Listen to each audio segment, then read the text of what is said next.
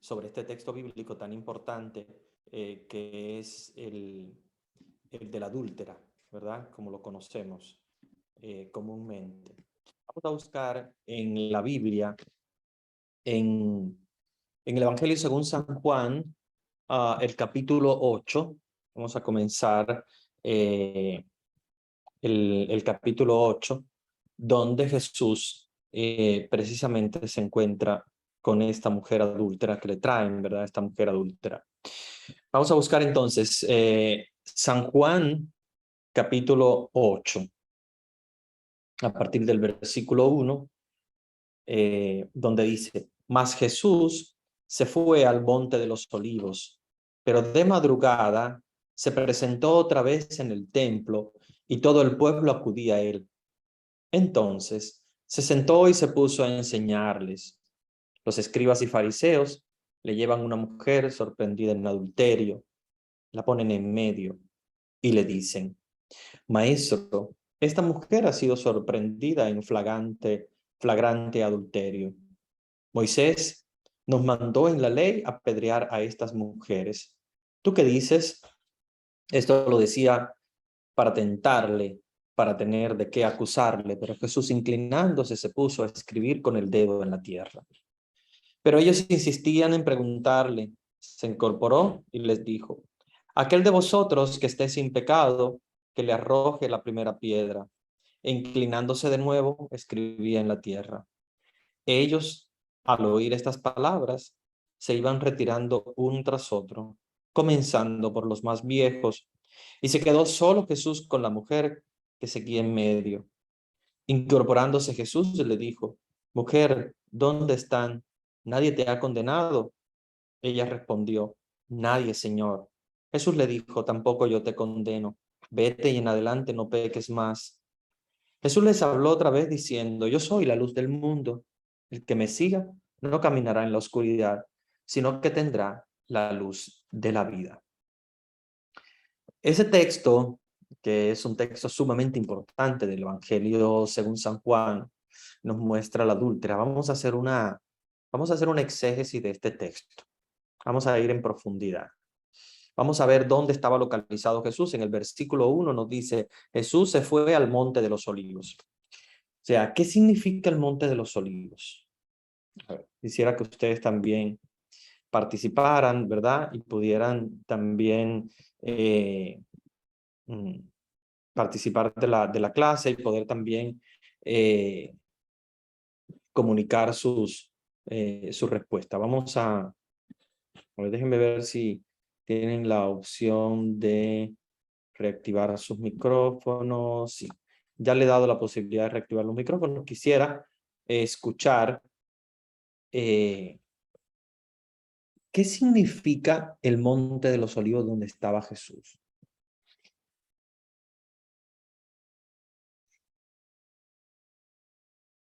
¿Qué es el monte de los olivos?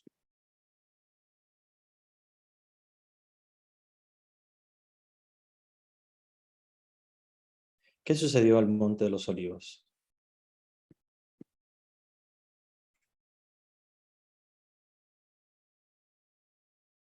Están muy silenciosos la noche de hoy todos. Yo, padre, Adelante. para mí el Monte de los Olivos es un lugar sagrado, porque allí Jesús fue a orar en el momento que iba a ser entregado, la noche que iba a ser entregado. Y el Monte de los Olivos, por lo tanto, era el lugar preferido donde él hacía sus oraciones. Perfecto. Entonces, es un lugar sagrado, es un lugar de oración, es el lugar, como tú decías, que Jesús se retiraba para orar, es ahí Ujú. donde se retiró para orar en la vigilia pascual, ¿verdad? Lo que nosotros conocemos como el triduo pascual. Fue a orar al Monte de los Olivos, donde se encuentra en intimidad con su Padre Dios, y allí es precisamente donde él tiene esa oración que se llama la oración universal. Y recuerden que esa oración universal es la oración que hace Jesús antes de ser entregado por Judas Iscariote. Entonces, es un lugar de oración, es un lugar muy importante, es un lugar de encuentro con Dios, es un lugar de espiritualidad. Por lo tanto, si nos encontramos con algo importante, va a suceder precisamente allí. No es cualquier cosa lo que pasa en el Monte de los Olivos, porque el Monte de los Olivos es un lugar de espiritualidad.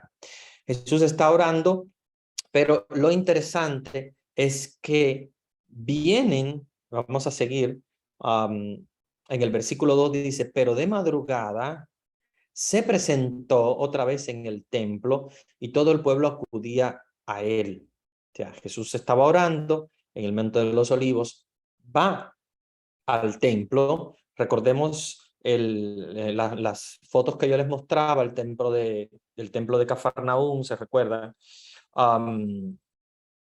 Y cómo él de allí va a Jerusalén a acudir al templo donde las personas iban para orar y acudían a él porque él tenía enseñanza. Va al Monte de los Olivos, se presenta en el templo, trae la enseñanza y en ese momento los fariseos y los escribas, vamos a hacer una exégesis de esto. ¿Quiénes eran los escribas y los fariseos? Los escribas y los fariseos eran dos grupos de judíos bastante ultraconservadores. Los fariseos, como sabemos, son todos aquellos que quieren aparentar ser muy religiosos, más que nadie, pero solo por apariencias. Los escribas eran los estudiosos de la ley, también otro grupo que pensaba ser mejor que cualquier otro, porque eran los que tenían la capacidad de leer, de estudiar las escrituras y por lo tanto es más o menos, digamos así, como en la actualidad, una figura muy importante en la sociedad, porque es una persona que sabe y es una persona que enseña. Por lo tanto, van esos dos grupos, se ponen de acuerdo porque quieren poner a Jesús a prueba, quieren ridiculizarlo delante de los demás. Entonces, ellos ya habían encontrado una mujer que había sido sorprendida en adulterio. Entonces, ¿qué significa? Y eso es una pregunta que quiero hacerles a ustedes, de lo que ustedes recuerden. ¿Qué significa que una mujer es encontrada en flagrante adulterio? ¿Qué significaba para los judíos en esa época? ¿Qué diferencia tenía que una mujer fuese encontrada en adulterio a que hubiese sido encontrado un hombre?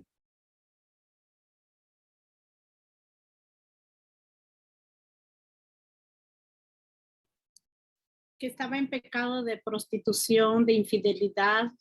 Muy bien. ¿Y qué diferencia tenía con un hombre? Imagínate que un hombre hubiese sido encontrado en adulterio. Lo que pasa que en esos tiempos, lo que he venido aprendiendo, que la mujer no valía nada, o sea que no tenía como ni voz ni voto, o sea que era como cualquier cosa, la usaban como cualquier cosa, ¿verdad? Entonces, Exactamente. cuando una mujer, parece que cuando una mujer no tenía esposo, la podían tratar como fuera. Incluso el esposo podía tener 2, 3 esposas, o cuando no tenían hijos, las repudiaban o las devolvían, algo así. Entonces, Sí, exactamente. Y es lo mismo que pasa con María. Recuérdense que María, si José hubiese dicho no, pues no soy yo el padre del niño, no tengo nada que ver con esta mujer, a María la hubiesen apedreado, hubiese muerta por lapidación, porque la ley de los judíos es que si una mujer es encontrada en adulterio, y bueno, María estaba embarazada, no tenía marido, entonces obviamente estaba incumpliendo con la ley y ese incumplimiento de la ley conllevaba a que fuese apedreada. Entonces, la ley judía de esa época, como interpretaban los judíos la ley, por eso es que hablan hablan los fariseos y los escribas, dicen Moisés nos mandó, porque es la interpretación que ellos hacen de la ley, que no es de Moisés, es de Dios, recuerdan, pero que Moisés da al pueblo en cuanto al adulterio, ¿no? Es un mandamiento y en contra de ese mandamiento, según los judíos, había que lapidar a la mujer, había que apedrearla. Sin embargo, la diferencia con un hombre es que el hombre no, un hombre no. Un hombre podía ser adúltero, pero el hombre no iba a ser apedreado, porque la mujer, como nosotros sabemos, estaba en un estrato inferior al hombre, por debajo, y tenía que cumplir algunas normas que los hombres no cumplían absolutamente. Entonces, fíjense la importancia que tiene Jesús de equilibrar la posición de la mujer y del hombre al mismo, al mismo nivel. Entonces, Una pregunta, padre. adelante. Sí, una inquietud que se me viene a la mente. Es decir, que desde el tiempo antiguo venía, para mí lo veo que venía ya produciéndose dentro el machismo desde ese tiempo, porque tanto, como dice, tanto hombre y mujer tenemos la misma dignidad y los mismos compromisos, como ahora en la catequesis decimos, hombre y mujer tienen que respetarse y valorarse. En este caso, estamos mirando que el adulterio solo le juzgaba a la mujer y el varón, entonces prácticamente ahí venía lo que ya fundamentándose, que hasta ahora se lo ve que hay en la sociedad el machismo. Exactamente.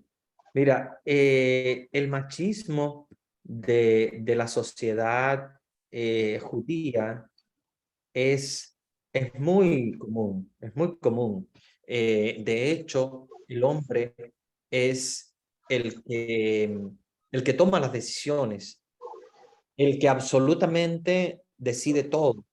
Y contra el hombre no hay ninguna ley por ser hombre. O sea, la ley normal general obviamente aplica a todos, pero por el hecho de ser hombre no tiene una discriminación. O sea, no se le discrimina por el hecho de ser hombre. Sin embargo, la mujer sí es discriminada.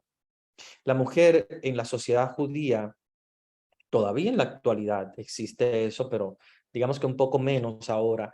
Pero en la época de Jesús era mucho más fuerte. Una mujer no podía cometer un adulterio porque podría ser apedreada, un hombre tranquilamente sí podía hacerlo. Una mujer quedaba completamente impura en el embarazo, en el ciclo menstrual. Un hombre no queda impuro en ningún momento.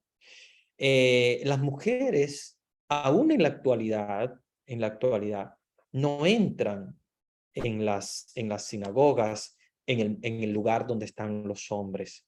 Ellas se quedan encima. Es como, hagan la idea, más o menos, no es lo mismo, pero más o menos como en nuestras iglesias hay un coro encima, ¿verdad? Las sinagogas tienen una parte abajo donde están los hombres y los niños mayores de 12 años.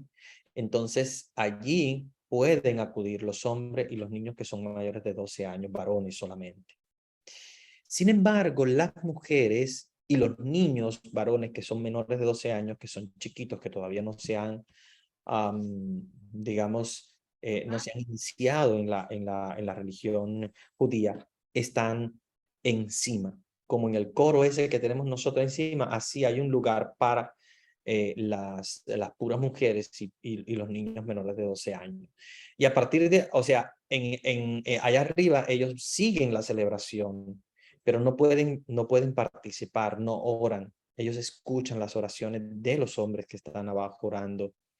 Ellos sí dirigen la oración, ellos son los encargados de dirigir todas las celebraciones y las mujeres simplemente escuchan.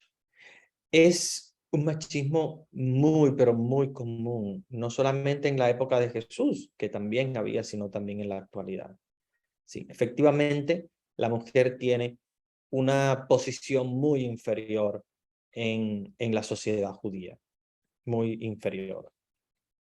Muy buena pregunta. Bueno, vamos a seguir adelante. Si tienen algunas preguntas o algo, pueden intervenir Tengo una tranquilamente. pregunta, padre. Sí.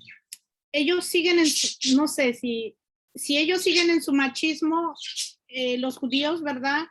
Me imagino que es porque ellos no creen en la venida de Jesucristo, ¿verdad? O sea, como que no le hacen caso a lo que dice él, entonces por eso siguen en ese mismo, en el mismo pensar hacia la mujer, porque si no creen en Cristo, entonces lo que vino a establecer Jesús, pues no van a hacer caso a eso, para que no vale para ellos, ¿verdad? Me imagino, se me vino a la mente eso. Exactamente, exactamente. Para ellos no hay una actualización de la ley. Para ellos es la ley como la entendían los antepasados de Israel, y cualquier otra actualización que vino con Jesús, ellos no la aceptan. Por eso las fiestas que ellos celebran son fiestas todas antes de Jesús. La ley, pues, los 10 mandamientos y algunas leyes que tenían antes de Jesús, todo lo que Jesús vino a cambiar, ¿verdad? O de alguna manera a modificar, ellos no la modificaron y absolutamente no la han aceptado. Hay algunas cositas que han tenido que cambiar por el mundo moderno. Ustedes saben que el mundo ha cambiado y obviamente ya en la actualidad no se apedrea a una mujer por adulterio, pero ellos siguen teniendo a la mujer por debajo, como les decía. Las celebraciones del culto que hacen los judíos es de parte de los hombres solamente. Y muchas cosas que hacen los judíos es de parte de los hombres. Ellos no aceptan absolutamente ninguna intervención de parte de una mujer. Por lo tanto, sí, nada de lo que vino a traer Jesús, nada de eso ha sido aceptado por los judíos. Muy bien. Si tienen alguna pregunta o algo, díganme, porque hoy me gustaría que intervinieran y que podamos hacer la clase interactiva. Vamos entonces a ver lo que nos dice el texto. Versículo 4, vayamos al versículo 4, que es el siguiente, donde dice, y le dicen, maestro, esta mujer ha sido sorprendida en flagrante adulterio. ¿Por qué le dicen maestro? Es interesante si ellos no creen en Jesús, ellos no quieren creer en Jesús. Sin embargo, le dicen maestro. ¿Por qué? Bueno, le dicen maestro porque ellos quieren burlarse de él. Ellos están diciendo como que, a ver, si tú eres maestro, si tú realmente eres como dices que eres el hijo de Dios, pues vamos a ver si tú sabes responder a esta pregunta. Y lo ponen a prueba porque fíjense que no es simplemente una pregunta. Están poniendo en las manos de Jesús la vida de una persona. Entonces, por una parte, ellos querían que Jesús fallara, que Jesús dijera, no la pueden apedrear porque simplemente no debemos matar a una persona, ¿verdad? Y entonces allí ellos lo iban a agarrar como diciendo, pues tú estás en contra de la ley de Moisés. O por otra parte, que Jesús dijera, sí, pueden apedrearla. Entonces iban a justificar todo lo que ellos estaban haciendo porque Jesús había dicho que sí. ¿Ven? Entonces como que Jesús les aprobaba eso. Sin embargo, Jesús no se va ni por el sí ni por el no. Jesús simplemente les deja una frase que los deja a todos aturdidos y pensativos. Entonces es interesante cómo ellos quieren burlarse de él diciendo maestro. Para ellos eso no es un maestro. Eso no es un maestro. Para ellos Jesús es un falsante. Pero le llaman maestro para burlarse de él, como diciendo, a ver si tú sabes. Tú no dices que eres maestro. Maestro, hemos encontrado a esta mujer en flagrante adulterio. O sea, quiere decir que la han encontrado justo en el momento del adulterio. No porque nadie se lo dijo, no. O sea, tenemos clara evidencia de que ha sido encontrada en adulterio. Acuérdense que para los judíos es muy importante todo lo legalista, la ley. No que lo dijeron, sino que lo hemos encontrado. Entonces hemos encontrado a esta mujer en flagrante adulterio. Moisés nos mandó en la ley apedrear a estas mujeres. ¿Tú qué dices? Entonces, lo ponen a prueba porque dicen, bueno, Moisés dijo eso, vamos a ver si tú estás a favor o en contra de Moisés. Él no dice nada, ni a favor ni en contra de Moisés. La frase de Jesús es la que deja perplejos a los judíos. Entonces, Moisés nos mandó en la ley apedrear a estas mujeres. Ahora, si ustedes se ponen a pensar, ¿ustedes creen que Moisés haya dado una ley así? No, es la interpretación, lo que hacen ellos. Ellos interpretan que Moisés mandó apedrear a estas mujeres cuando Moisés, la ley de Dios es muy clara. Simplemente dice, no cometerás adulterio, pero no está diciendo, si a la mujer la encuentran en adulterio hay que apedrearla. No. La tradición de los judíos de la época de Moisés entendieron que eso era lo que había que hacer con las mujeres, pero no porque Moisés lo haya dicho, sino porque ellos se lo inventaron o ellos mismos se crearon esa ley. Entonces, quieren poner a prueba a Jesús porque obviamente dicen, bueno, si esta es la ley de Moisés, queremos saber si tú estás a favor o en contra de Moisés. Quieren saber cuál es la opinión de Jesús acerca de Moisés. En el versículo 6 decía, esto lo decían para tentarle, para tener de qué acusarle. Pero Jesús, inclinándose, se puso a escribir con el dedo en la tierra. O sea, ellos querían agarrar a Jesús en una situación donde podían acusarlo de estar en contra de la ley de Moisés. Si Jesús hubiese dicho, no, olvídense de la ley de Moisés, yo vengo a traer una ley nueva, etcétera, ya lo hubiesen acusado. Sin embargo, Jesús no responde de esta manera. Jesús es muy inteligente. Jesús se inclina a escribir con el dedo en la tierra. ¿Qué significado tiene escribir con el dedo en la tierra? Y aquí es importante que nosotros hagamos un exégesis de eso. Acuérdense que escribir con el dedo en la tierra lo hace una persona que está aburrida, que no tiene nada que hacer. Cuando una persona no tiene nada que hacer, se pone a escribir en la tierra.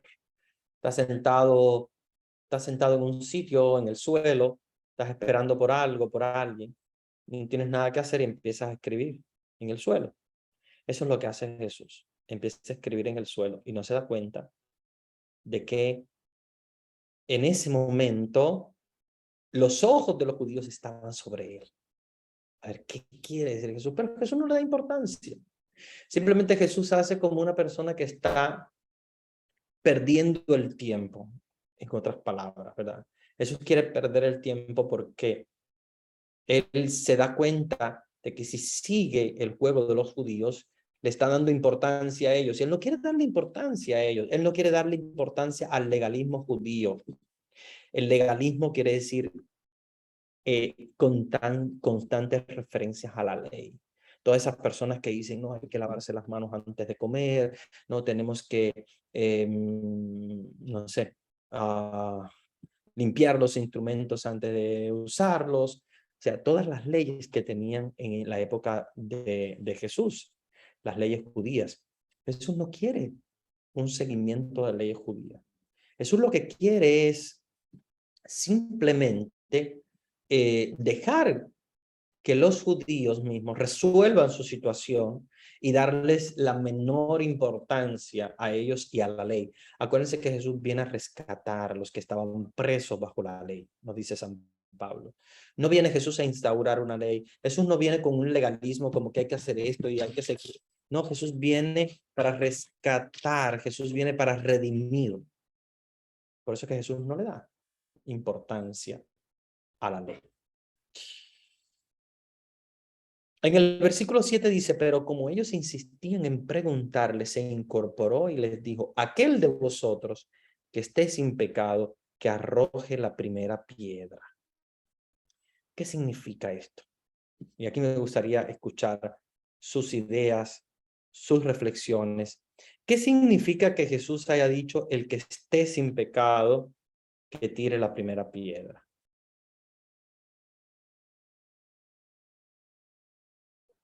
Padre, yo pienso que nos enseña que no podemos acusar o condenar a nadie si nosotros quizás estemos con peores pecados o con el mismo pecado. Entonces, no somos dignos o no somos quien para juzgar a las personas. Solamente el que juzga es Dios. Eso es lo que tenemos que pensar.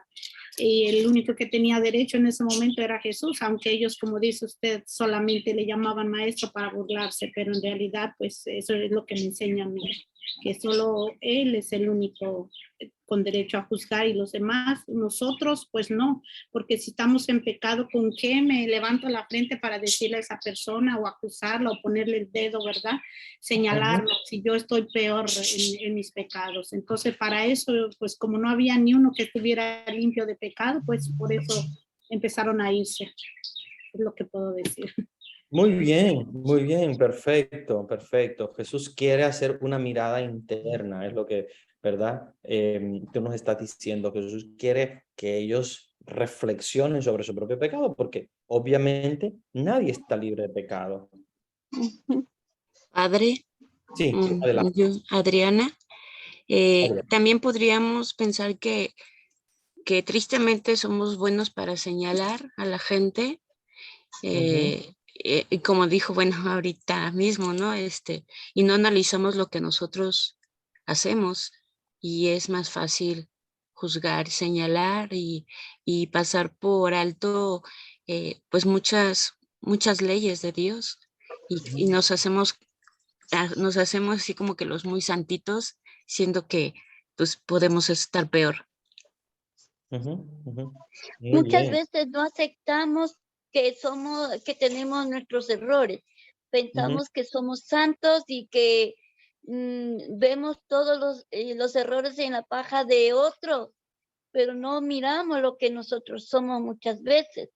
Entonces, eso es lo que pasaba en ese tiempo, que todos fijaron en la mujer adúltera, pero a lo mejor dentro de eso había muchas mujeres adúlteras que estaban juzgando. Exactamente, exactamente.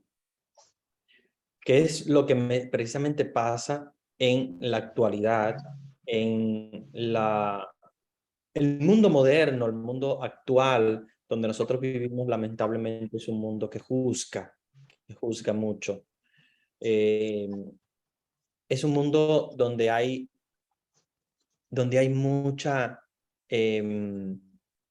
mucho prejuicio y juicio a la situación ajena.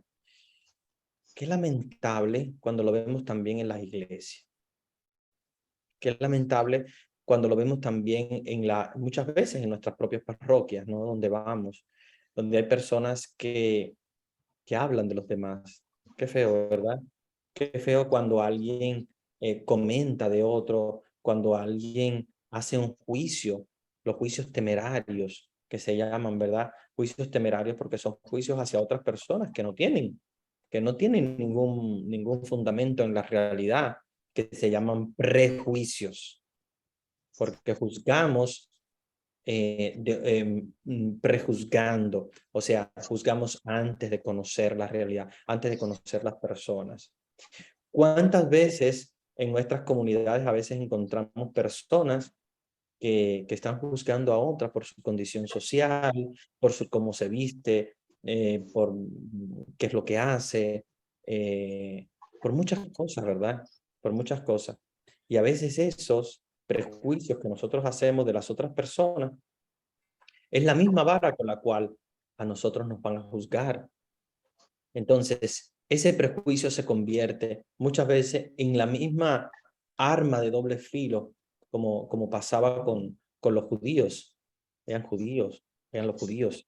¿Qué es lo que hacían? O sea, los judíos juzgaban, y ellos mismos muchas veces se consideraban superiores a los demás, como por estratos sociales, quién está por encima, quién está por debajo. Y ese prejuicio a lo que está haciendo el otro, muchas veces nos deja ciegos a nuestros propios errores y nuestros propios pecados. Y a veces hay personas que no son santas, que son personas pecadoras, que hablan mal de otros. No sé, a mí me gustaría que analizáramos esto, que pensáramos en profundidad. Desde la posición de ustedes como laicos, ustedes que van a las iglesias, que visitan las comunidades eclesiales, que visitan los templos, y que muchas veces se habrán encontrado con situaciones como esta, ¿verdad? ¿Qué opinión ustedes tienen? ¿Y cómo nosotros podemos ayudar a la iglesia de hoy a no ser una iglesia que juzgue a los demás, sino una iglesia que debe ser madre, que acoja, ¿verdad? Como hizo Jesús con la adúltera? Ser madre que acoge al pecador, le ayuda en su conversión y le protege. Me gustaría escuchar sus opiniones sobre esto. Padre, permiso. Yo cuando empecé a acercarme un poquito a conocer de Dios, más bien a la iglesia, ¿verdad? Mi necesidad de mi vida, de mis cosas que vivía yo, ¿verdad? Me empecé a acercar a la iglesia, entonces como que yo quería ser como las mujeres que empezaba a ver ahí que servían en la iglesia y yo decía, yo quiero ser como ella, quiero servir ahí, ¿verdad? Entonces, trataba yo ya empezar a ir más seguido a misa y todo lo que era de Dios ahí, ¿verdad?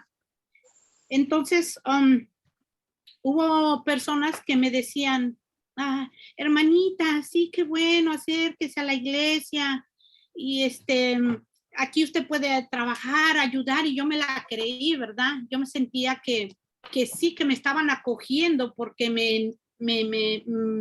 era mi lugar donde yo necesitaba ir a la casa de Dios, ¿verdad? Me sentía que era donde encontraba esa paz, como que iba yo, era mi refugio, ¿verdad? Entonces, pero cuando yo quise acercarme o hacer lo que hacían las personas, las que están dentro de la iglesia, empezaron a poner esas líneas, esas barreras, en vez de ayudar, o sea, alejan a la gente. Me empecé a dar cuenta, sinceramente, que Dios me perdone, pero empecé a ver muchísima hipocresía, o sea, como dicen la palabra, le clavan un puñal, le dan por la espalda cuando usted necesita que la cojan, que la ayuden. Yo empecé a ver todo, me empecé a asustar, ¿qué es esto? O sea, ¿qué es esto? Personas que dan servidores de la Santa Eucaristía, proclamadores de la palabra y todas esas personas que yo quise, que decía, yo quiero ser como esa persona, ayudar, me empecé a dar cuenta cómo era su forma de ser y dije, Dios mío, pero aquí hay más pecadores que lo que yo me imagino, que yo encontraba, yo quería encontrar como pura gente santa, buena, porque le muestran una cara, hermanita, venga aquí, le vamos a ayudar a hacer que sea Dios.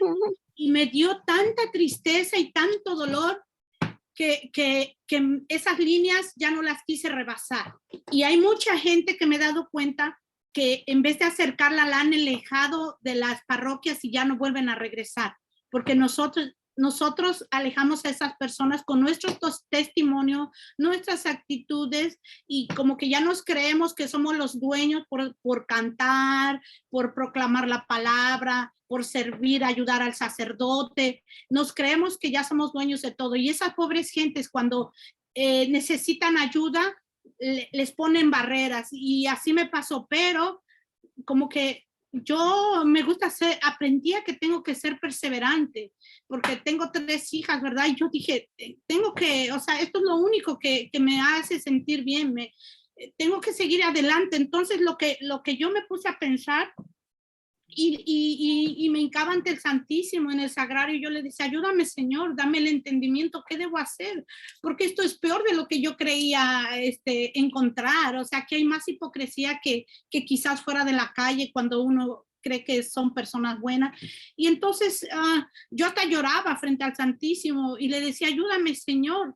Y entonces fíjese que yo me puse la idea de no rebasar esas líneas, sino que solo respetar a esas personas, mirarlas como ser humano, y cuando yo estoy ahí en misa o frente al Santísimo, yo le pido a Dios por esas personas y que a mí me ayude a no ser igual, que yo trate de ayudar en vez de alejar a las personas, y que todas esas enseñanzas o lo que yo escuche la transmita a otras personas, pero sin tanto egoísmo, sin tanta envidia, porque hay mucha envidia cuando uno quiere rebasar esas líneas. Entonces yo dije, no voy a rebasar esa línea, sino solamente de ser un laico, de recibir o de ir a la misa, de escuchar, de ver y de hacer oración y orar por los demás. O sea, eso es lo único. Ya no quise rebasar más, porque me decía, tú puedes hacer esto, ayudar en esto. Cuando lo quise hacer, me pusieron esas barreras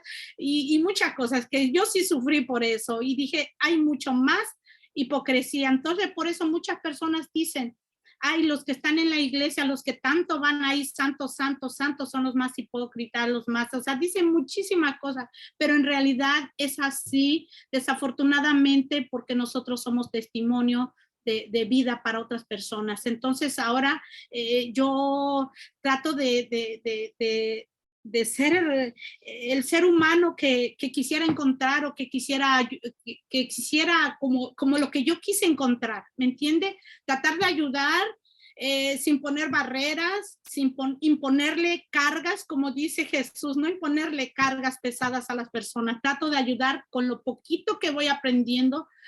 También trato de ayudar a esas personas, más cuando están más necesitadas, o veo que está llorando una persona ahí o con algún sufrimiento, uno lo siente. Entonces eso es lo que mi forma de pensar, mi testimonio de haber pasado.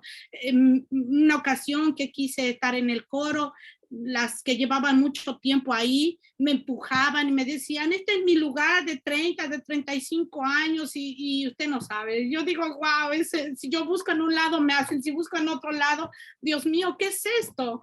Entonces ahora digo, Dios mío, por eso como dice, mucha gente se va, pero estamos ahí en la lucha, y ahora oro por todas esas personas y oro por mí mismo, porque yo soy la primera que tengo que dar el cambio y tengo que estar aprendiendo y tener esa hambre y sed de Dios para poder transmitir a mis hermanos en Cristo, principalmente a mi familia, a mis hijas. Amén. Exactamente, muy buena tu reflexión, y eso que tú has encontrado, lamentablemente lo encuentran muchas personas. Tenemos que estar claros de que lamentablemente muchas veces dentro de nuestras iglesias hay personas que se comportan igual o peor muchas veces que en el mundo, por muchas cosas, por envidias, por pecados, pues, porque acuérdense que dentro de nuestra iglesia también hay muchas personas que no han logrado la conversión, y estas son las personas que se comportan como los judíos y los fariseos que nosotros hoy estamos estudiando en este pasaje de la adúltera. Se están de la misma manera convirtiendo. O sea, piensan que son los dueños del templo, piensan que son los dueños de la ley, piensan que son los dueños de Dios y de todo. Y esto es un error muy grande. Eso es un error muy grande. Nosotros con nuestro testimonio tenemos que ayudar, ¿verdad?, a que eso cambie. Y no porque nosotros seamos mejores, sino porque todos los cristianos tenemos que comportarnos de la misma manera como nos ha enseñado Jesús, para ayudar a transmitir el mensaje de la misma manera a todas las personas. ¿Por qué? Porque nosotros también somos pecadores, y porque nosotros también tenemos que considerarnos pecadores en esa misma iglesia donde hay personas que piensan que son jefes, que piensan que tienen a Dios cogido por las barbas, dicen en mi país, dicen como si piensan que tienen a Dios agarrado de las barbas, como si fuesen el dueño del mundo. Hay que empezar a transmitir una imagen como la transmite el Papa Francisco, una imagen de humildad. Humildad. Recuérdense todos los ejemplos que Papa Francisco nos está dando, nos ha dado de humildad, de él mismo rechazar todas las cosas que le estaban ofreciendo para sentir en su propio cuerpo la humildad que sintió Jesús de no reclamar nada. Jesús no reclamó absolutamente nada de todo lo que le pertenecía, sino simplemente él lo que quiso hacer es darle al mundo el toque del amor que va mucho más allá de cualquier aspecto legalista.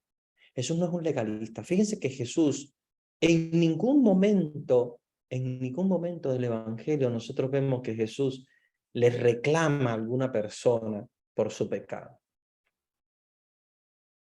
No hay ningún momento.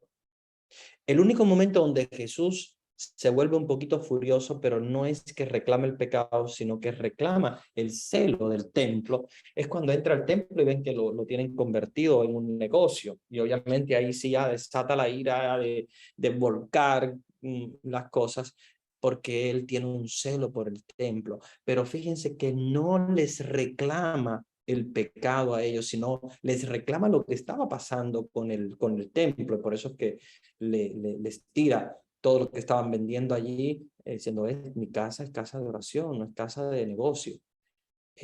Pero no les reclama el pecado, les reclama el lugar, el templo, porque él quiere que el templo sea considerado la casa de oración, la casa de Dios. Pero fíjense que en ningún momento de la Sagrada Escritura nosotros vemos que Jesús reclame un pecado personal de nadie. A la adúltera le perdona el pecado, a la samaritana le perdona el pecado, el ciego de nacimiento, a todos los que cura físicamente, antes que nada les dice tus pecados están perdonados. Habla del hijo pródigo. Jesús habla del perdón. Sin embargo, lamentablemente nosotros tenemos que cambiar ese ambiente en nuestras iglesias, que muchas veces están más marcadas por mirar el pecado ajeno que por un proceso de conversión verdadera. Cuando tú estás en un proceso de conversión verdadera, tú no estás preocupado por el pecado de la persona que tienes a tu lado o del pecado de las personas que están a tu alrededor. Estás preocupado por tu propia conversión. Por tu propia conversión. Y yo creo que esto es una cosa que debemos nosotros tener muy en cuenta. Y debemos tratar de expandir, ¿verdad?, en nuestras iglesias el amor por la conversión, pero mirar hacia adentro, mirar hacia adentro. Lo que estaban haciendo los fariseos y los escribas, en lugar de mirar hacia adentro, algo que ya el mismo Juan el Bautista les había dicho, hablándole de raza de víboras, conviértanse. Ellos no habían escuchado ese mensaje. Ellos simplemente estaban ensimismados en el mensaje que ellos querían, lo que ellos querían transmitir a Jesús, que era el pecado de otra persona, de una persona completamente fuera de su propio círculo. Dicen, esta mujer estaba en adulterio. Sí, Jesús reconoce que esta mujer estaba en pecado, pero Jesús no va a condenar a la persona, sino que busca su salvación. Y esto es lo que debemos hacer nosotros. Dejar a un lado lo que son la condenación de las personas, condenar a las personas por X situación o lo que sea, y buscar nuestra propia conversión y ayudar a las personas en su propia conversión. Porque muchas veces lo que nos pasa es que la gente anda muchas veces buscando condenar. Y no estamos llamados a condenar, estamos llamados nosotros a convertirnos, ¿Cuántas veces hemos encontrado, muchas veces, personas hablando de los otros? El chisme que hay en todas las iglesias, lamentablemente. El famoso chisme. Entonces se chismea de, mira esta, mira lo que hizo, mira ahora con quién anda, mira. Y buscando siempre como la quinta pata al gato. O sea, buscando muchas veces, tratando de ver el pecado de la otra persona. Cuando muchas veces nosotros también estamos en pecado. Desde que muchas veces no hacemos lo que tenemos que hacer, desde que muchas veces se nos vuelve el corazón frío, inclusive en la familia y todo. Esto es algo que tenemos que revisar para convertir nuestro corazón y no convertirnos en juicio, ¿verdad? Hacia otras personas. Muy bien, vamos a seguir adelante. No sé si tienen alguna duda, alguna pregunta, algún comentario que quieran hacer. Perdone, padre, que Padre, moleste yo mucho. Que hable la hermanita mejor. ya. Dale, tenemos- Yo estaba pensando y siempre me ha llamado la atención y un poco me preocupa, es en esta frase que dice en la Biblia y que dijo Jesús, mejor no haberme conocido que conociéndome. Entonces, esa frase para mí es muy duro, mejor no haberme conocido que conociéndome. Ujú. ¿Dónde es? Entonces, ¿Cuál es esa frase? no recuerdo en qué texto está, pero es mejor no haberme conocido que conociéndome. Para mí, y yo pienso y veo, digo, que sabiendo las cosas que no debemos hacer, lo hacemos.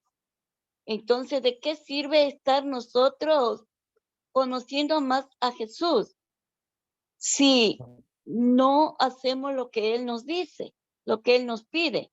Entonces, por ley, en el llamado de Jesús, nos va a juzgar, porque, y nosotros vamos a decir, pero Señor, si nosotros, yo aprendí esto, aprendí el otro, pero ¿de qué me sirvió?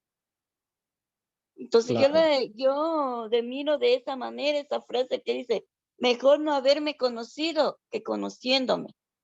claro, claro. Sí, esta es una frase interesante que te dice el grado de importancia que tiene conocer a Jesús.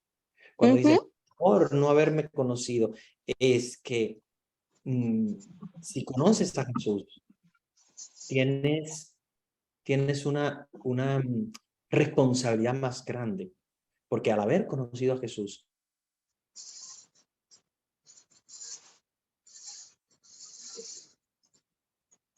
para ser mejor no haber conocido, así tienes la responsabilidad de ser como, ya que lo conoces, como, fíjense, una persona a Jesús no le podemos exigir, porque no conoce a Jesús. Pero una persona que ya conoció a Jesús, ¿qué se le va a exigir? Por eso es que dice, mejor no haberme conocido, porque ya que conoces a Jesús, es mucho mayor, mucho mayor. Muy bien. La otra hermanita iba a venir. Sí, padre, a lo que yo creía antes que en esto de Moisés, el que esté libre de pecado, que tire la primera piedra, yo creí en verdad que sí estaba escrito en la palabra de Dios. Pero usted está diciendo entonces que los judíos lo malinterpretaron, ¿verdad? Moisés no dijo de esa manera. No, absolutamente.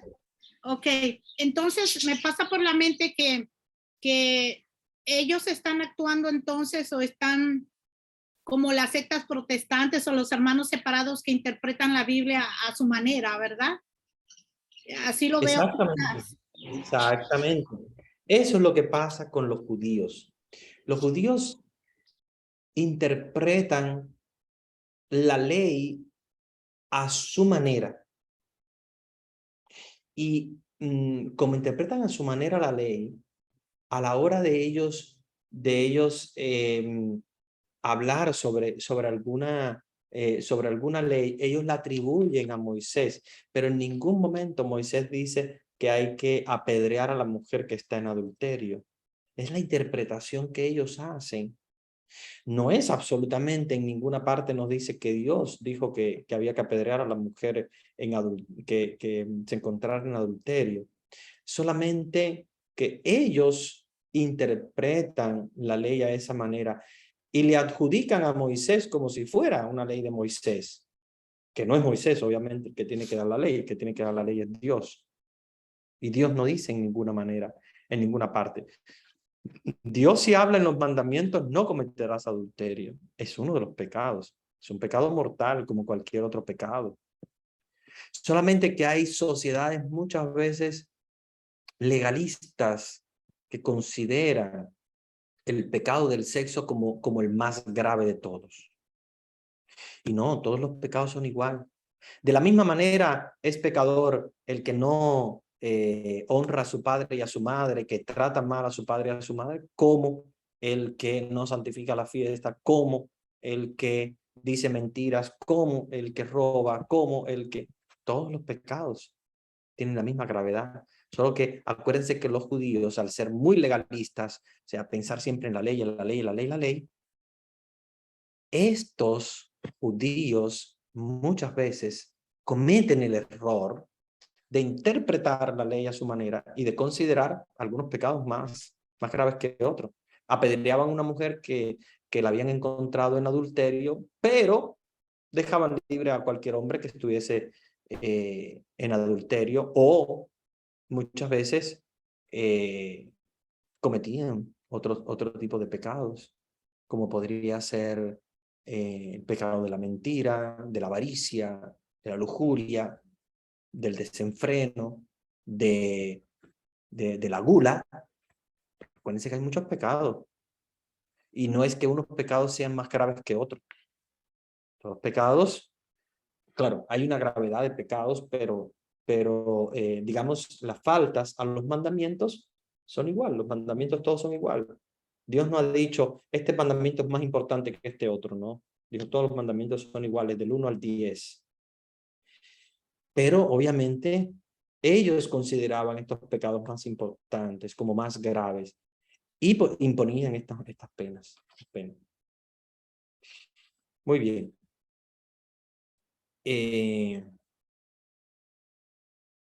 Vamos entonces al versículo 9, donde dice, ellos, se están hablando los judíos, al oír estas palabras, o sea, las palabras de Jesús, se iban retirando uno tras otro, comenzando por los más viejos, y se quedó solo Jesús con la mujer que seguía en medio. O sea, Jesús se queda con la mujer. Jesús se queda con ella porque ellos se retiran, comenzando por los más viejos. Muchas veces decimos, bueno, tal vez el más viejo es el que más tenga pecados, porque obviamente ha vivido más y ha cometido más errores. Jesús, incorporándose, le dijo, mujer. Fíjense la palabra que le dice, mujer. Es importante porque estamos en el Evangelio según San Juan, donde Jesús le llama mujer también a María. Y Jesús le llama mujer también a la samaritana. Ese título de mujer es importantísimo, porque le está diciendo mujer, o sea, le está diciendo la identidad de lo que ella es, ¿verdad? Una mujer, y por lo tanto, fíjense la relación que tiene Jesús con las mujeres, que es un respeto muy grande. Cuando le dice, mujer, no ha llegado mi hora. Dice, mujer, ¿dónde están? Nadie te ha condenado, le dice a la adúltera. Fíjense que ella no le dijo nada a Jesús, estaba tímida, no sabía ni qué iba a pasar. Quería agradecerle a Jesús, pero no sabía ni cómo agradecerle, ni qué decir. Es Jesús el que toma la iniciativa y le dice, mujer, ¿dónde están? ¿Quién? ¿Verdad? ¿Quién queda de los que te estaban condenando? Nadie te ha condenado. Y ella le responde, nadie, Señor. Y Jesús le dijo, tampoco yo te condeno.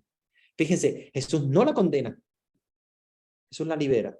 Vete y en adelante no peques más. Jesús no condena. En ningún momento del Nuevo Testamento vemos que Jesús haya condenado. Jesús libera. Eso sí, Jesús libera.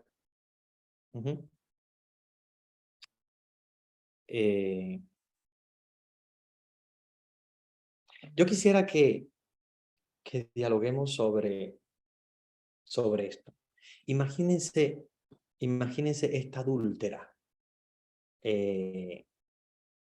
que precisamente se siente liberada, se siente que Jesús, ¿verdad?, la ha perdonado. No hay nadie que la haya condenado. Siente la liberación del perdón, ¿verdad?, del perdón de los pecados. Y Jesús, ¿verdad?, con su amor misericordioso, la deja libre. La deja libre. Ella, que estaba condenada a muerte, iba a morir. Iba a morir tranquilamente. Iba a morir. Sin embargo, Jesús la libera. Esta liberación del pecado que siente la adúltera es un proceso de liberación, ¿verdad?, que sentimos nosotros cuando vamos a la confesión. Todos nosotros cuando vamos a la confesión vamos con la misma situación. Nadie nos está condenando, obviamente, pero nuestro pecado nos condena internamente. Y vamos a buscar la liberación a través de la confesión. Y en la confesión escuchamos las mismas palabras de Jesús. Vete y no peques más. O sea, no te condeno, no te condeno. Jesús no nos condena, Jesús nos libera. Y esa es la imagen que nosotros debemos tener de Jesús. No una imagen de un Dios que condena, sino un Dios que libera. Un Dios que libera, un Dios que perdona, un Dios que reconcilia, un Dios que salva. Y esa es la esencia de la religión. Y eso es lo que debemos predicar nosotros. No debemos estar predicando un Dios condenador. Debemos predicar un Dios que salva. Este es el Dios nuestro, el Dios en que creemos, es el Dios que salva. No es un Dios que condena, es un Dios que salva. Condenación la tiene la propia alma, cuando se pierde y se condena. Pero Dios no condena, Dios salva, porque Dios es salvación eterna. Bueno, a la luz de esto, me gustaría, ¿verdad?, dialogar con ustedes sobre esto. Pero me gustaría que respondiéramos, ¿verdad?, algunas preguntas y dialogáramos sobre esto. Vamos a leer algunos comentarios que hay en el chat. Y bueno, pueden intervenir también. Somos un grupo pequeñito, por lo tanto creo que hay oportunidad también para intervenir personalmente. Pero bueno, vamos primero a lo del chat y luego les doy la oportunidad para que ustedes también intervengan. En el chat dice, padre, ¿podría ser que por esta razón de machismo surge el feminismo y ahora todo que surge mal utilizado por los derechos de la mujer? Claro, efectivamente. Mira, lo que pasa es que con un extremismo siempre vienen los otros extremismos detrás. Eso es real. Siempre. Siempre. Fíjense que los extremos son tan negativos que son iguales. Tenemos que buscar siempre el justo medio, o sea, la virtud. Decían los latinos, decían, in medio stat virtus, que quiere decir, en el medio está la virtud. La virtud está en el medio, no está en los extremos. Ni el machismo ni el feminismo los podemos considerar positivos. Debemos considerar la virtud, el justo medio. Ni uno ni el otro. Claro, entendemos por qué surge el feminismo. Porque obviamente había un machismo. La mujer quiere reconocer sus derechos, no se le reconoce, entonces dice, bueno, vamos a lanzarnos y vamos a hacer que nos escuchen. Y para hacer que nos escuchen, pues no, vamos al otro extremo y entonces está el feminismo, que también es negativo cuando se convierte en extremismo. Cuando es lucha por unos derechos, pues es positivo, porque obviamente son derechos que no se han reconocido. Porque el hombre no es condenado si es adúltero y la mujer, sin embargo, sí. Entonces, hay que de alguna manera hacer sentir los derechos, hacer sentir las propias ideas. Entonces, ¿cómo se hace? Lamentablemente, se está llegando al otro extremo, ¿verdad? Al extremo del feminismo, que es el mismo machismo, pero en sentido contrario. Entonces, hay que buscar el justo medio, ¿verdad? Como decían los latinos, in medio stat virtus. en el medio está la virtud.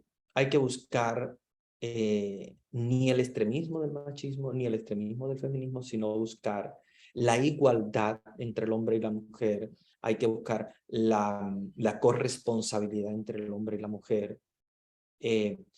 ¿Hay mucho de machismo en la Biblia? Sí, sí, sí, sí lo hay. Claro, claro, claro, claro. ¿Y por qué?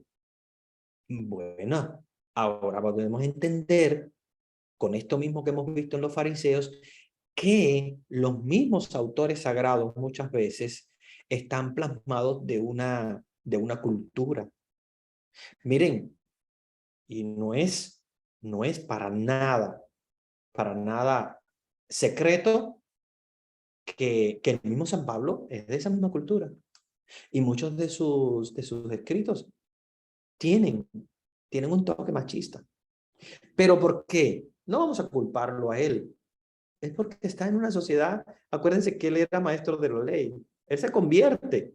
Jesús lo tira del caballo y tiene que pasar por una conversión fuerte y profunda, pero no deja de ser parte de esa cultura judía de la cual habla, cuando dice que el hombre es el jefe de la casa, la cabeza, y la mujer está supeditada a él, cuando ya sabemos que eso es una visión completamente superada, no es real. La mujer y el hombre son cabezas, tanto uno como el otro, 50 y 50, ninguno de los dos tiene superioridad, ni uno ni la otra, ninguno, los dos juntos.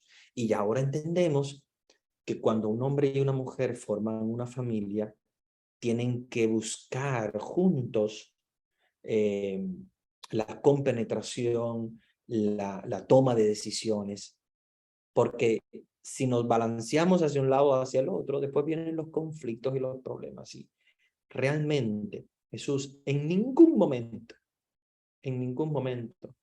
nos ha dicho que uno de los dos es más importante.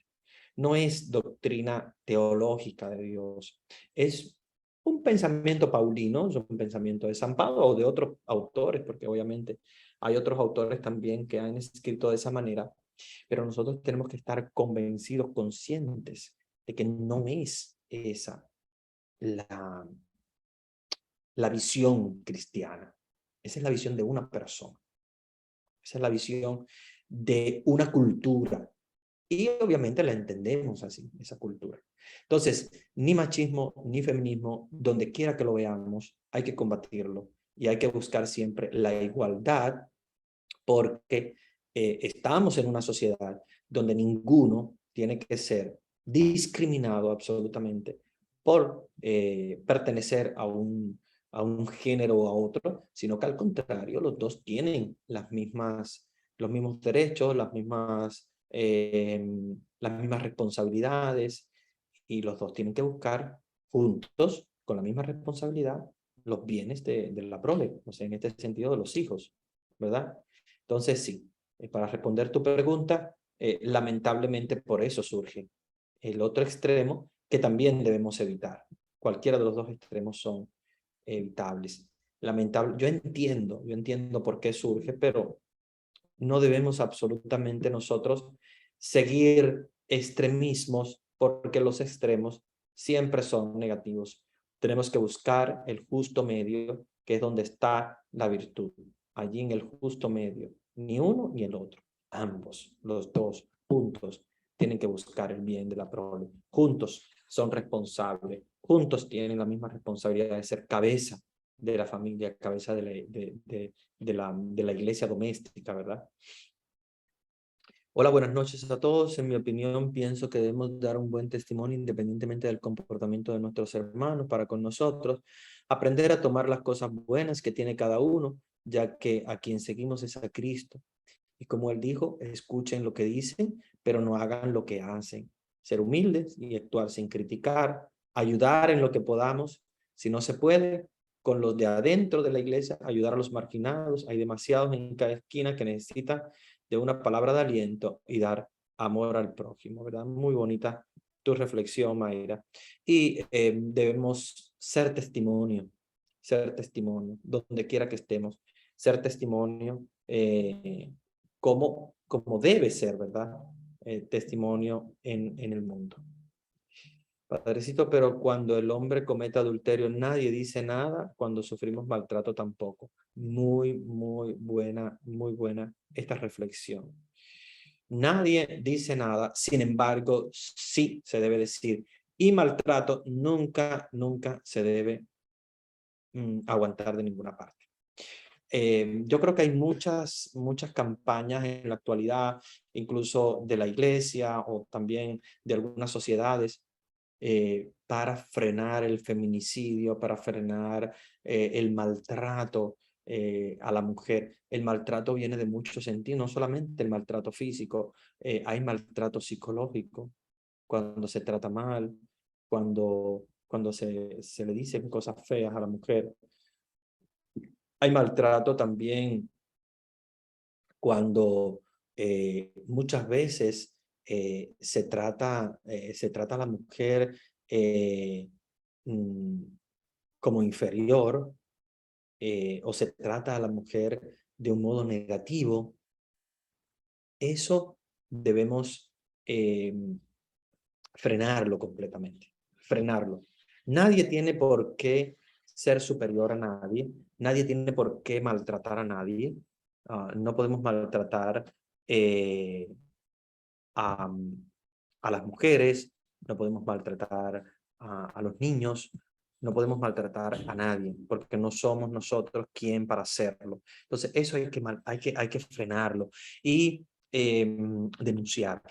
Eso hay que denunciarlo. En cualquier sociedad donde se encuentren ya es posible. Antes era más difícil. Yo creo que ahora los países árabes son los que todavía quedan un poquito rezagados en eso, pero la mayoría de los países nuestros latinoamericanos ya tienen un paso adelante grande para denunciar el maltrato, los feminicidios, el maltrato a la mujer, las diferencias entre el hombre y la mujer. Y estas cosas hay que buscar siempre la manera de denunciarlo para que eso no siga. Sobre todo las familias que tienen hijos que están viendo esto, porque ven esto y después los chiquitos vuelven a repetirlo. Muchas veces estas son cadenas generacionales y esto hay que romperlo completamente. Muy bien. Bueno, no sé si alguien tiene alguna pregunta, algún comentario o algo hasta este punto. Bueno, lo que yo veía dentro de del tema que hemos avanzado, dos aspectos. Primero, el arrepentimiento que tuvo y luego la conversión, el cambio que tuvo la mujer adúltera, porque prácticamente ella cumplió con lo que dijo el maestro Jesús: vete y no vuelvas a pecar. Entonces hay que tomar conciencia y arrepentimiento, porque de nada nos sirve tal vez que nos perdone Dios, y si nos mantenemos en la misma línea, en la misma circunstancia que hemos vivido anteriormente. Entonces, lo importante de esta reflexión es el arrepentimiento y el cambio. Perfecto, perfecto, muy bien. El arrepentimiento y el cambio. Muy bien. Padre, aquí donde usted dice que, bueno, en este versículo donde dice, incorporándose Jesús le dijo: mujer, ¿dónde están? Nadie te ha condenado. Yo me pongo a pensar que con lo que usted dijo también, de que le dijo a Juan, mujer, o cuando en el primer milagro que hizo Jesús, mujer, todavía no ha llegado mi hora, me doy cuenta que como que Jesús le dio ese gran valor a la mujer, a lo que vale, y como él vino a valorarnos o darnos ese valor que debemos tener como ser humano. Y me enseña que esta palabra enfoca que todas las mujeres valemos mucho, o sea, como mucho amor hacia esta palabra, mucho amor, como que así como a su madre le llamaba mujer, a todos les hablaba con esa palabra de mujer, ¿verdad? Porque tiene su significado y yo creo que esa palabra está llena de amor, de misericordia y tiene un gran valor para nosotras. Ujú. Genial, sí, claro que sí. Yo creo que ustedes tienen que reflejarse allí cada vez que Jesús llama mujer, es en un sentido teológico. Jesús le está llamando mujer por la importancia que tiene el rol de ser mujer. Y fíjense que a María Jesús la llama mujer, la llama madre, en la cruz cuando dice madre, allá tu hijo. Y esos nombres de mujer, madre, son muy importantes para reivindicar sobre todo los derechos, ¿verdad?, que tiene la mujer, la posición que debe tener la mujer, que no es la ideal. Yo creo que hay que avanzar más. Yo creo que hay que avanzar más. El Papa Francisco en esto está aumentando mucho más todavía. A veces es difícil porque acuérdense que hemos vivido en una sociedad de muchos años. Durante muchos años la mujer ha tenido que callar, la mujer ha tenido que aceptar esa diferencia, esa adúltera, que no fue capaz de decirle a los escribas y fariseos: está bien, yo estaba en adulterio, pero ustedes lo hacen y lo hacen peor. De la misma manera, si hay que apedrearme a mí, tienen que apedrearle a ustedes. Esa voz de esa mujer que se reivindica, que no la vimos obviamente en el Nuevo Testamento y no la podíamos ver porque obviamente la sociedad no estaba desarrollada como ese punto. Es Jesús el que le da el valor a la mujer. Es Jesús el que la defiende. Y con esa fuerza que Jesús defiende a la mujer, es que la mujer ahora en la actualidad tiene que también ella posicionarse y colocarse en un lugar importante. Entonces yo creo que es momento para reivindicar la posición de la mujer y que la mujer se considere importante, ¿verdad? Como lo debe ser, como lo debe ser. Eso es un lugar importante en la sociedad, un lugar importante en el mundo y en la iglesia. Todavía se ha caminado poco. Yo creo que hay que caminar mucho más. Hay que caminar mucho más en ese sentido. Pero bueno, ya tocará a los líderes que poco a poco sigan, ¿verdad? Trabajando en ese sentido para lograr eso. Muy bien, muy bien. No sé si tienen algún otro comentario, otra pregunta. Padre, buenas noches. Yo Buenas escuchaba noches. un comentario, alguien que predicaba decir que Dios no quería que tuviéramos ni la mujer a la cabeza ni a los pies del hombre, por eso la hizo de la costilla para estar al lado, ¿no? Exactamente, exactamente. De hecho, el significado teológico de la costilla es ese, estar en el medio, estar ni encima, no la saca de la cabeza, no la saca de los pies, sino en el medio, como a la misma altura del hombre. Acuérdense que la costilla es simplemente un significado teológico, no es un significado literal, como que haya arrancado una costilla del hombre, sino que es un significado teológico, ¿verdad? Y esto es importante para hacernos reflexionar cómo Dios desde el principio quiere darle la misma importancia al hombre y a la mujer. Solo que la sociedad, el mismo hombre, muchas veces comete el error de creerse que está por encima. Pero yo creo que tenemos que volver de nuevo a los orígenes, volver de nuevo a esta situación donde Dios, que es el que da la autoridad, ha dado la autoridad y el don, ¿verdad?, de ser mujer y de considerarse mujer en medio de una situación, digamos, de discriminación, en una situación en el mundo donde hay muchas mujeres que son maltratadas y hay que levantar una voz, porque la mujer no es el sexo débil como a veces se le llama, no, La mujer es tan fuerte como el hombre y a veces más en algunas circunstancias. En momentos es más fuerte incluso que el hombre.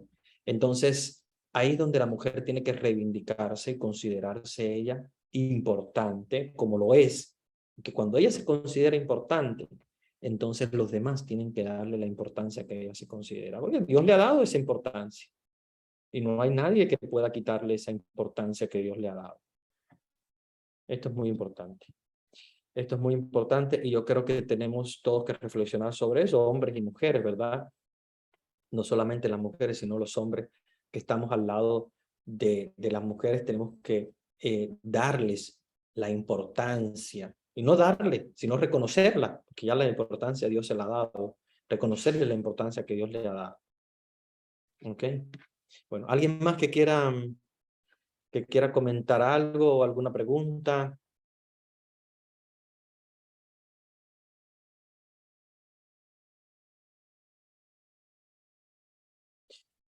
Bueno, yo creo que hemos trabajado este tema tan bonito y yo creo que debemos terminar con algo que algo que es bien, bien hermoso.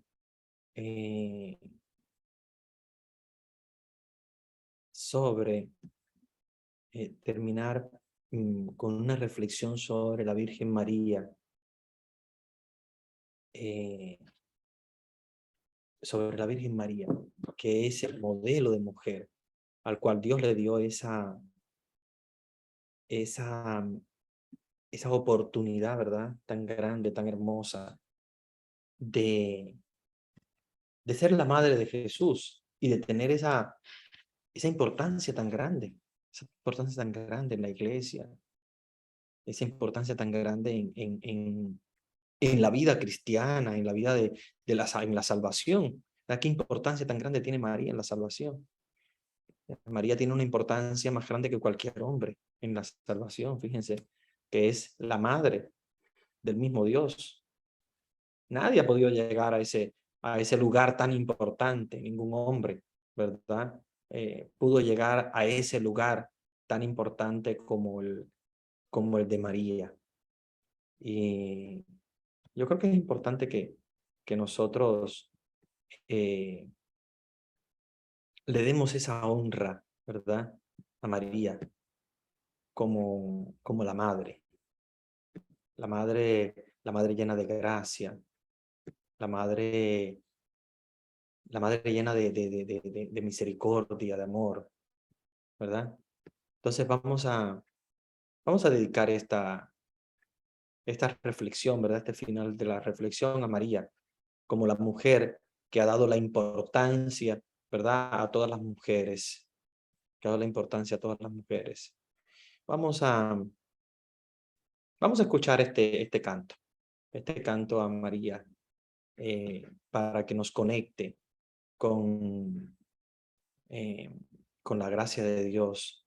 Es un canto a 275 voces, un canto hermoso, hecho a María. Canto a María por 275 voces que se llama Ven y Reina Madre de Dios. Se los voy a compartir y con esto vamos a dar la bendición. Bueno, ahí vamos a compartir este canto a María.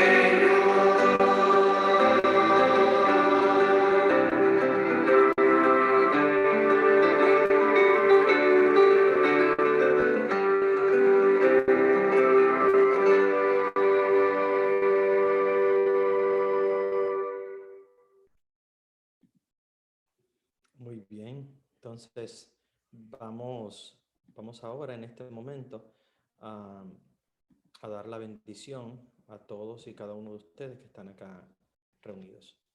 El Señor esté con ustedes. Y con tu espíritu. Y la bendición de Dios Todopoderoso, Padre, Hijo y Espíritu Santo, descienda sobre ustedes y permanezca para siempre. Amén. Hermanitos, les dejo con Vanessa.